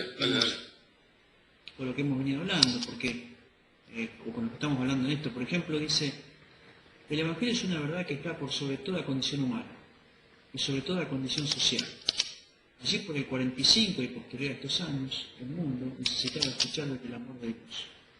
Hoy, en una sociedad corrupta, indiferente y provocadora, de Dios debe escuchar el Evangelio de la justicia. Perdón, vamos a hablar de vuelta. El Evangelio es una verdad que está por sobre toda condición humana y sobre toda condición social. Así por el 45 y posterior a estos años, el mundo necesitaba escuchar el amor de Dios. Hoy, en una sociedad corrupta, indiferente y provocadora de Dios, debe escuchar el Evangelio de la justicia de Dios. Porque allí donde estaba y debe encontrarse con un Dios santo. Cuando hablamos del amor de Dios, es lo que la sociedad quiere escuchar. Y no estoy negando el amor de Dios, no es asunto de otra cosa. Estoy diciendo que si solo hablamos del amor de Dios sin entender la justicia, es un evangelio reducido a solo sentimentalismo. Tal cual. Y ese no es el motivo de Dios. Dios ama al pecador. En Romanos capítulo 5, versículo 8. Pero primero su justicia ha sido declarada en Romanos capítulo 3, versículo 21 y 23. Predicar un evangelio desasociado de ambas cosas es un reduccionismo peligroso. Un Dios que solo es amor y no justo es un Dios bonachón. Un Dios que solo es justo y no ama a un Dios y no ama es un Dios inalcanzable. Pero un Dios que ama al pecador, pero que su justicia lo condena por la condición, es un amor que le impulsa a enviar a su Hijo a morir. Y esto es amor y el más sublime de todos. Esta sociedad de hoy debe ver primeramente que Dios es santo y justo, sin caer en reduccionismo, con todo el peso de la ley santa de un Dios santo frente a un plan santo, el Evangelio. Está perfecto. Mientras escuchaba lo que vos decís y escribiste, pensaba precisamente en esto que yo hacía referencia sobre lo que dice Feynman respecto al cristianismo y a la teología de la filosofía, y que él criticaba esta cuestión de pararse de un absolutismo de la teología cristiana, echándole la culpa a que el cristianismo se para del sacrificio, del gran sacrificio que hace Dios, para decir que la Iglesia después va a decir que, bueno, como nosotros representamos a Dios, ustedes tienen que sacrificarse igual que lo hizo Dios por el mundo. Y es un error conceptual, porque decir que solo la Iglesia Católica va a decir eso y que esa es una verdad absolutamente cristiana, es precisamente esto que vos decís, es un reduccionismo. Y es un error que comete Feynman en eso, y no creo que sea por falta de estudio, sino que me parece que él hace ese reduccionismo precisamente porque quiere calar hondo en un sector de la juventud que de alguna manera, y desgraciadamente debo decirlo, desinforma o simplemente lo hace, lo único que le permite discursivamente es mantenerlo en una postura ideológica, cuando es absolutamente injusto decir que el cristianismo o el judaísmo utilizó los recursos de las escrituras o de las verdades reveladas para simplemente y solo sacrificar a miles de millones, porque hay algo que él no dice en esa exposición que hace sobre la relación entre filosofía y religión, que es precisamente que hay otros caminos que también tuvo el poder eclesial que no tienen nada que ver con las aberraciones que se hicieron, lo mismo que dentro del protestantismo. Entonces, es un reduccionismo decir que el imperio romano lo único que hizo fue construir una religión imperialista y que luego se transformó en una hegemonía intelectual, porque de lo mismo podemos decir en este caso de lo que citábamos más contemporáneo con respecto al protestantismo y sus consejos Norteamérica, es decir, el protestantismo y el catolicismo también son otras cosas que tienen que ver con particularidades de cada uno.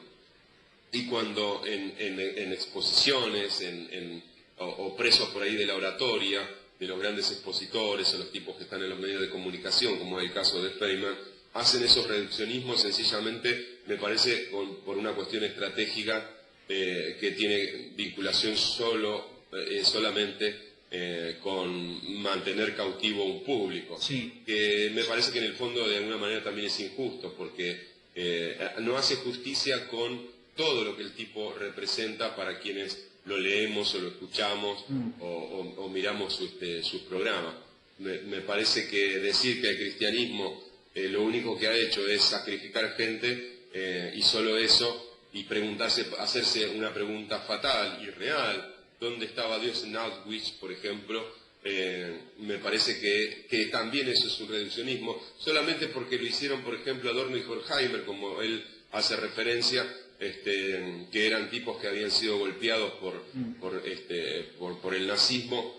No nos olvidemos que también hay un condicionamiento en el ser humano, por más intelectual y sabio que sea, que es su propio contexto histórico, y su pensamiento generalmente es el reflejo de sus padecimientos y de sus momentos de felicidad. Entonces, hay que decir que Adorno y Horkheimer también son el reflejo de un odio hacia esas situaciones terribles que vivió el judaísmo. Entonces, no cabe la menor duda siempre, que en el caso de Feynman, cuando plantea eso, de que siempre los extremos son malos. Ese reduccionismo extremo, ¿no? Sí, es lastimoso porque si uno no quiere abundar en palabras porque el tiempo va en contra en el momento de una exposición, bueno, es preferible algunos temas no tocarlos porque requieren de un mayor caudal de datos y de información al momento de exponer. Entonces, si uno no está preparado para exponer un tema todo lo abiertamente posible, entonces más vale evitarlo.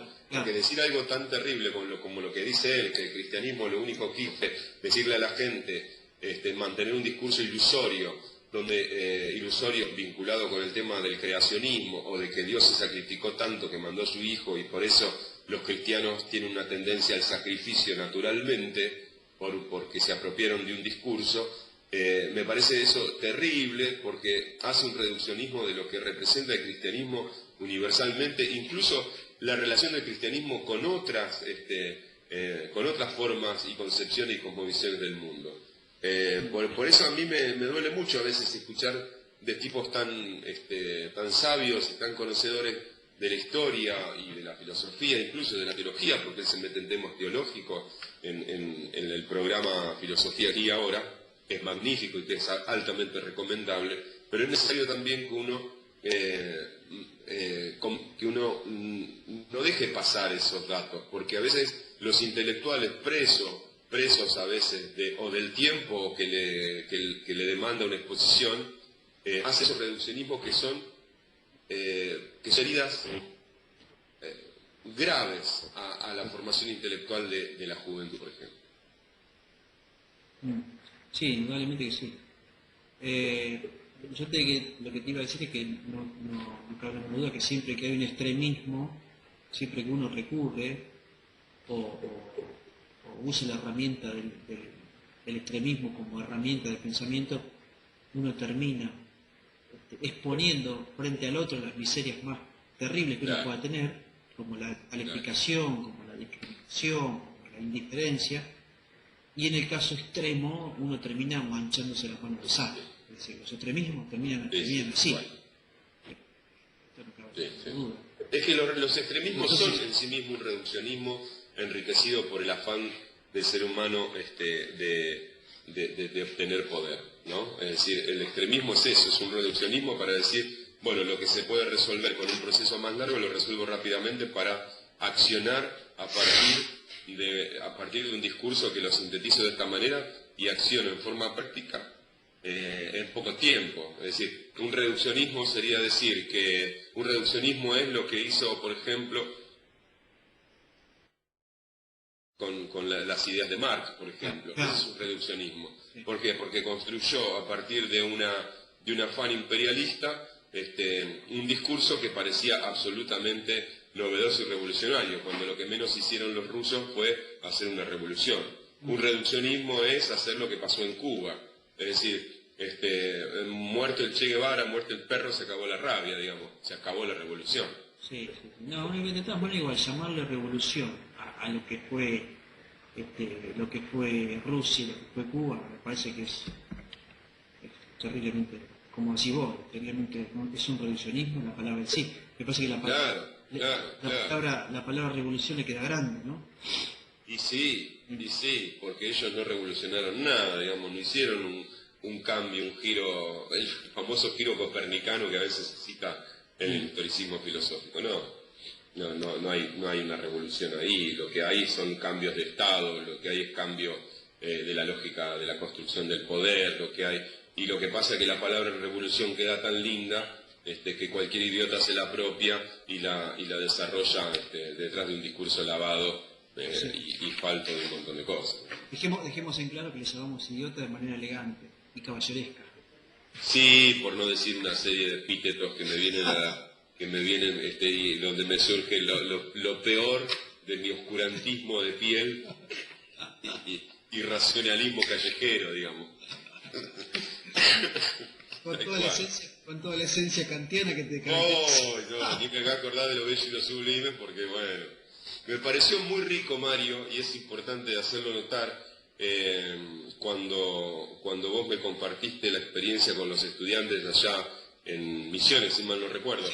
Me pareció absolutamente bello esa construcción que hiciste allá porque los pibes se encontraron con una posibilidad que a lo mejor les había sido, sin querer tal vez, vedada, que es poder dialogar desde un lugar que ellos sí comprendieron al momento de poder dialogar con vos, que es hablar con propiedad sin necesidad de caer en esto que hablábamos recién, sin la necesidad de caer en reduccionismo. Es decir, vos permitiste a esos pibes, a esos jóvenes, reflexionar desde un lugar al que ellos no estaban acostumbrados. Entonces, lo primero que aparece es como la famosa cuestión del mito, ¿no? Es decir, una cuestión que tiene que ver con el tema de atacarlo y temerle, pero por el otro lado, cuando encontraron una beta por donde se podía dialogar con eso que estaba ahí enfrente y que era tan distinto a otras cuestiones y a otras personas que habían pasado, tal vez con tanto o más conocimiento, no sé, pero que indudablemente en vos encontraron una posibilidad de diálogo que tal vez estaban esperando, y que eso indudablemente, por citar un ejemplo de esto que estoy diciendo, ¿no? En el momento en el cual vos le planteás a un chico, por eso me acordé de Lo bello y lo sublime, a un joven estudiante universitario, si leyó Lo bello y lo sublime, y el muchacho con toda su humildad te dice no lo leí, bueno, ahí habla un poco también de en manos de quién suelen estar nuestros estudiantes, ¿no? Claro, claro, claro. Sí, no, en realidad para mí fue también incluso, yo vuelvo a reiterarte, yo no sabía que eso se estaba grabando, yo me enteré después, pero en definitiva, bueno, les prometí que íbamos a tocar un poquito, bueno, esta charla y esta propuesta que estamos teniendo seguramente ya lo van a escuchar, porque en definitiva ese fue el motivo, ¿no? Es decir, tratar de abrir el pensamiento y tratar de pensar y no ver todo como malo, como todo todo lo que se escribió en el mundo es malo. Es decir, no, hay gente que ha escrito y ha escrito, independientemente de que sea escrito sobre Dios o no, es otra cosa. Pero no todo lo que se escribe es malo y no todo lo que se escribió es errado. Ahora, que eso sea la verdad absoluta, yo no lo creo, pero sí creo que enriquece y creo que ayuda mucho nuestra forma de pensar. Y es el producto también de nuestra conversación. Claro. Sí, eso no es simplemente una charla que salió así porque sí. Me parece que esa conversación y ese intercambio, ese coloquio es el resultado de haber tenido nosotros en nuestros encuentros conversaciones donde uno va aprendiendo y va ordenándose y va leyendo y va a decir, bueno, che, yo leí esto, mirá, fíjate esto otro. Es que el encuentro con el otro enriquece, es un enriquecimiento de que los dos evolucionemos con el aprendizaje del otro. Entonces, ese feedback, esa ida y vuelta en términos comunicacionales permite que uno vaya aprendiendo y reaprendiendo a construir y a desarrollar su propio pensamiento. Yo creo que el cristiano de hoy no tiene esa capacidad. No sé si capacidad, aunque me parece que sería descalificativo de mi parte. Me parece que no tiene esa apertura. Claro. Yo creo que estoy muy convencido de lo que creo, en cuanto a lo que es el Evangelio, en cuanto a lo que es la Biblia, en cuanto a lo que es Dios, en cuanto a lo que profesás y lo que es la Iglesia, que nada me va a desviar de lo que creo. Claro. Por eso puedo darme el lujo, en cierta manera, de poder leer una cantidad de cosas y no desviarme ni un milímetro de lo que creo. Al contrario, lo disfruto mucho más. Es que es precisamente para eso el conocimiento, para disfrutar desde la base, desde donde uno se para mirar el mundo, para desarrollar su proyecto de vida, para pensar en lo trascendental y en lo cotidiano. El conocimiento que hay en el mundo, lo que le permite a uno es disfrutar de eso que cree. Sí, totalmente. Porque si no, y hacer crisis, que muchos lo ven como una cosa absolutamente negativa, en realidad es tan inmanente al ser humano y tan necesario, porque el hacer crisis no significa desviarse, el hacer crisis significa replantearse cosas y poder madurar en ese proceso de fe que puede llegar a tener una persona. Yo creo que si en el desarrollo de tu vida no hay una crisis, quiere decir que estás en problemas. Empiezo a desconfiar de tu integridad, sí, totalmente. Claro, exactamente. Vivís en un absolutismo inconsciente. Y es muy posible. Y conozco gente que no hace crisis. Y sí, y bueno, y así le suele pasar también. Es decir, cuando le cae a lo mejor una cuota de realidad tan importante que los desafía, se le plantean problemas graves, sí. Introspectivamente hablando. Manuel, hemos cerrado con Santo Tomás de Aquino y San Agustín y Sí, realmente lo podemos dar por cerrado. Dejemos descansar en paz a estos hombres y me parece que la próxima conversación para grabar sería bueno hablar sobre este gaucho que lo hemos visto recién, que es René Descartes. El amigo Renato. Y por ahí mirarlo de diferentes aristas y ver qué podemos aprender de él y cómo... Sí, muchísimo, Y a ver qué podemos, de qué manera podemos defenestrarlo y hacer un poco de justicia a la humanidad y poder decir, bueno, démosle, total está muerto. Total no nos va a venir a golpear la puerta y va a decir, ¿qué te pasa vos que me dijiste que yo no era racionalista? Yo voy a mirar a Descartes desde la teología y vos mirarlo desde la filosofía y de la contemporaneidad a ver qué podemos ver en él. Tengo grabado un total de 21 archivos ya, así que ya tengo para editar. Para laburar. Sí. Todavía no he podido editar la anterior, así que imagínate que me parece que lo voy a borrar todo y me parece que voy a dar esto porque me parece que esta es la charla más ordenada que hemos tenido Sí, sí, es mucho más ordenada que la última que tuvimos. Sí, la anterior hablamos del Apocalipsis, de Aristóteles. Sí, nos fuimos un poco por las ramas ahí, sí. Entonces me parece que esta es un poquito de la más ordenada. Sí, hace justicia a las anteriores, esta de hoy. Sí. No la anterior a esta. Fíjate el libro que te pasé, yo estoy leyendo un título, estoy leyendo... No, yo ya no estoy grabando. ¿Eh? Está bien.